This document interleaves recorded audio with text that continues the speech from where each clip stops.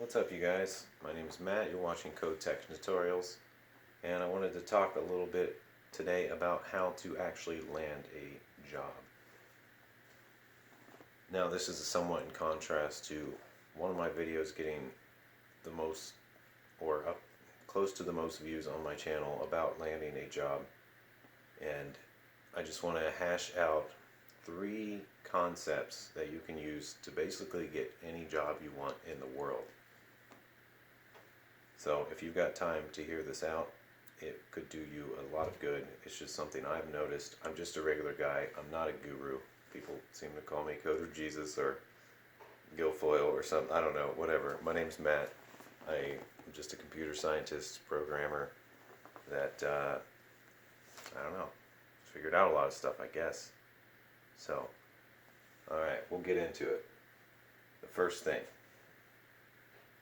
very first thing. Okay, so we want to unpack this a little bit and think.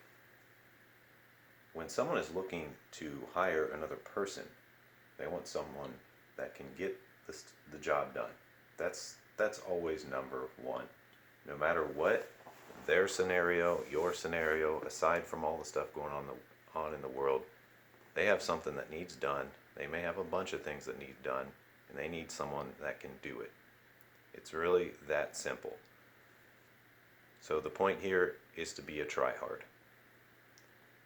And that's just a simplified way of saying do everything in your power to better yourself, to be good at whatever this duty is, and to take care of it. Now this really needs to be tempered with these other 2 points, because as you may have noticed, most tryhards, well, they're not always easy to work with. So my second point here is, while being a tryhard, don't frustrate yourself, or at least try not to. Sure, you're bound to get frustrated at some point. We're only human. But the point here is try not to. If you notice yourself getting frustrated, you need to accept that and recognize it, and it will help you better move on. And this leads me into my second point. Don't be annoying. One of the big reasons people don't get hired or get let go is because they're annoying. And I say it just simply, don't be annoying, because that's another all-encompassing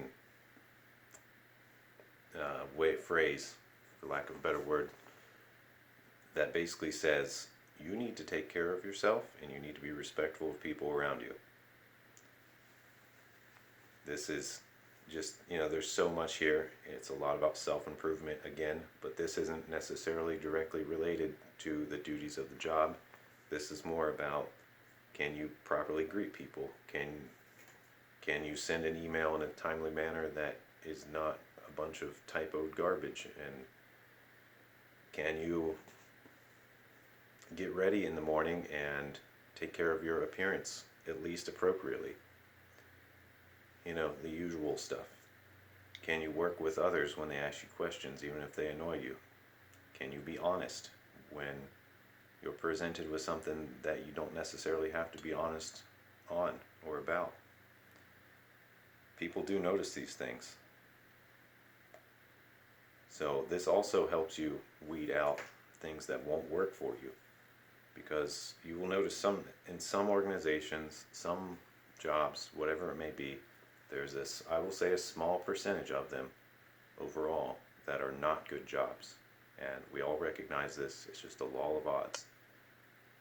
Now, some people might think this is a really high number because they've had a lot of bad experiences, but well, it's hard to say really. It just really depends on you and your experience. But if you're trying hard and you're being very respectful, I think there's about a 98% chance that you're going to have a good experience. So you've got like maybe a 2% odds of getting a job that is just, there's nothing good to say about it. And if it is that type of job, you shouldn't take it to begin with. There's plenty of others. And if you're this special person that actually tries hard and can get stuff done, no matter your degree, no matter your previous training, if you can just say, look, I don't know, but I would love to learn. I'll look it up. If your employer says, hey, look, I need you to find the area of this awkward shaped building and figure out something, you might say, whoa, that's a lot of complicated stuff. No, but you don't say that. You said, okay, I'll get right on that. And you start trying. You take measurements, you do the calculations. If you don't know the math, look up the math. That's middle school algebra from what I remember, but to be perfectly honest, I might not even remember all the formulas. So I would look them up just to double check and be sure. So that's just an example, oddly specific example. But let me get to my third point. Understand that nobody expects you to be perfect. You are going to make mistakes. But if you're trying, and you're being honest, and you're not being annoying, they will see that. And a mistake here and there will be glazed over like it's nothing. Because they'll think, oh, Matt messed this up, but he's working on it. I think he's got it. I think we'll have it another day. And they'll be like, so why would I ever get rid of this person, you know? It's like, well, that would be such a pain. Okay, for the most part, most employers care about you and they want you to do well. So they don't want to just fire you. But even if they had complete disregard for your well-being and only wanted the task done, they would still be faced with, okay, I've got to fire this person, I've got to interview others, I've got to find someone that will accept the job, I've got to find someone that can pick up the duties. It's a giant pain in the butt to get a new employee to replace an old employee. So if you're making a little mistake here and there, but you're overall doing excellent and figuring stuff out, they won't care at all. Oh, well, I say it all, but you know. So that's my advice. That's my experience. I hope this helps. I am kind of in a situation where, in a way, I feel like I could potentially get about any job in the world that I wanted. And I say that just knowing these three simple things. Be a tryhard, don't be annoying, and understand that people don't expect you to be perfect. Thank you for watching my video. Peace out, you guys. Stay safe, and good luck in all your future endeavors. Matt out.